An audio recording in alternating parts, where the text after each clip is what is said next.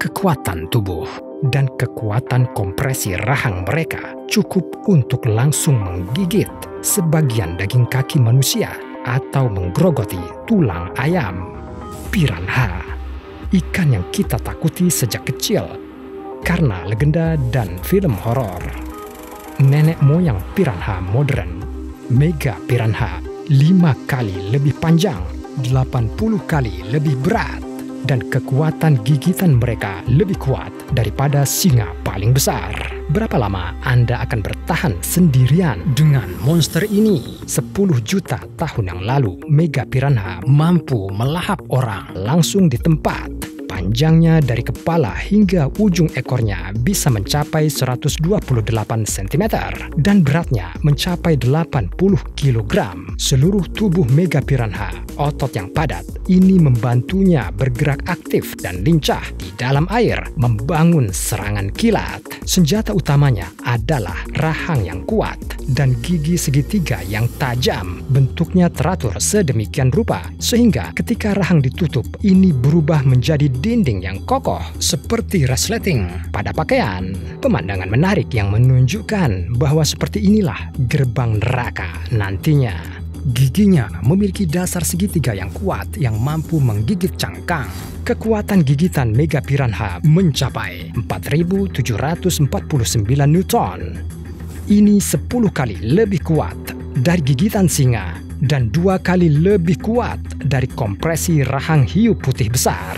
Kekuatan seekor Mega Piranha cukup untuk menampung seekor banteng besar atau 2 ekor singa dengan berat rata-rata. Dengan giginya, perhatian khusus diberikan pada rahang bawah ikan. Ini didorong ke depan agar nyaman menutupnya dan membuat penampilan yang menakutkan. Ikan seperti itu tidak mungkin ditangkap dan diubah menjadi cemilan. Kebetulan Mega Piranha itu juga sangat pemalu ketika menemukan sesuatu yang lebih besar. 1 lawan 1, Mega Piranha dalam banyak kasus berenang menjauh dan melakukannya secepat mungkin, tetapi hampir tidak mungkin untuk menemukannya sendirian sambil berjalan di sepanjang sungai. Agar merasa aman, mereka seperti piranha modern berkerumun dalam kelompok, juga menyerang dalam kerumunan. Mereka melakukannya dari belakang. Serangan Mega Piranha seakan adalah pertunjukan teater. Kawanan itu berenang cukup lama di sekitar korban sampai seekor ikan yang paling berani memutuskan untuk mulai menggigit. Gigitan ini adalah sinyal uji untuk ikan lain yang memperjelas betapa berbahayanya calon korban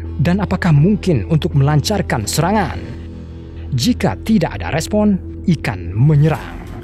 Insting kawanan yang berkembang menghasilkan barisan serangan yang sangat cepat. Karena banyaknya ikan dan sentakan, tiba-tiba air mulai mendidih, menyerupai geyser yang akan mengeluarkan aliran air panas ke udara.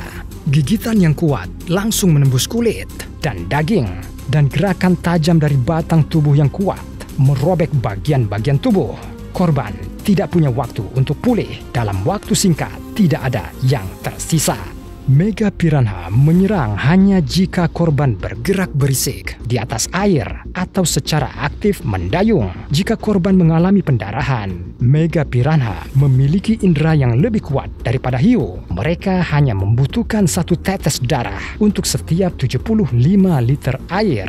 Darah dan suara memberi isyarat kepada ikan kalau korban terluka atau ketakutan, yang berarti ia tak berkutik. Lebih buruk lagi jika seseorang memasuki wilayah Mega Piranha atau di perairan dangkal tempat mereka bertelur, maka serangan itu akan segera terjadi dengan kepastian 100%. Semua kondisi ini juga berlaku untuk piranha modern. Statistik mengatakan bahwa tidak ada kasus fatal serangan piranha yang tercatat, tetapi gigitan terisolasi cukup sering terjadi. Ahli biologi terkenal Herbert Axelrod menunjukkan melalui contohnya sendiri bahwa piranha tidak berbahaya bagi manusia. Dia melemparkan ikan lapar ke dalam kolam dan kemudian naik bersama mereka.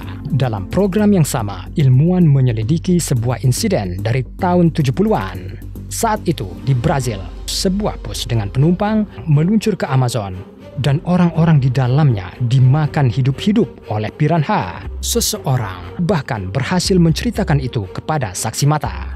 bus jatuh ke perairan dangkal. Ini bisa memicu serangan piranha untuk melindungi keturunannya. Bayangkan Anda sedang berlayar di atas kapal di Sungai Amazon dan tiba-tiba transportasi Anda mulai tenggelam. Suara kapal karam dan tangisan orang yang tenggelam pasti akan menarik perhatian piranha.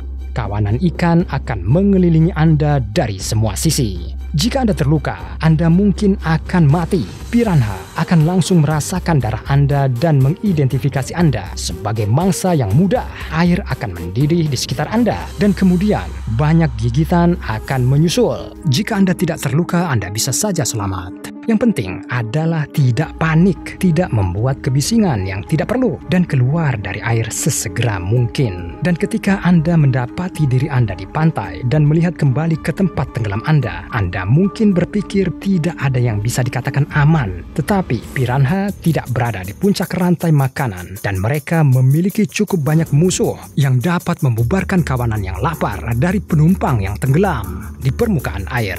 Piranha seringnya diserang oleh caiman dari kedalaman. Mereka diburu oleh lumba-lumba air tawar dan dari udara bangau heron dan burung kormoran. Musuh piranha yang paling tidak biasa dapat dianggap sebagai kura-kura mata-mata air tawar. Ini berasal dari keluarga Chelidai. Beratnya bisa mencapai 15 kg dan panjangnya hingga 40 cm.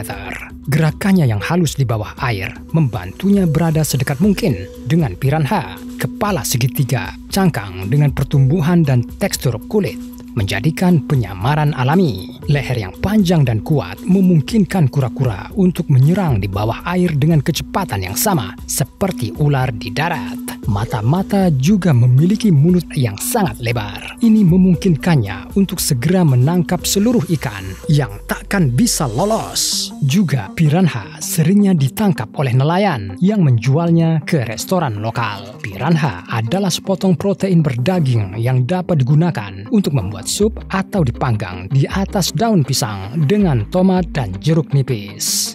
Dimakan sepenuhnya oleh piranha hanya mungkin dalam kasus luar biasa yang belum tercatat secara resmi. Mereka dapat menggigit menyebabkan kerusakan, tetapi tidak menggerogoti tulang orang yang masih hidup. Bagaimanapun, yang terbaik adalah menjauh dari mereka. Jika Anda menganggap ini menarik, Anda dapat memberitahu kami di komentar tentang monster prasejarah favorit Anda yang ingin Anda pelajari lebih lanjut, dan saya pasti akan membuat video tentang ini. Terima kasih telah menonton dan sampai jumpa lagi.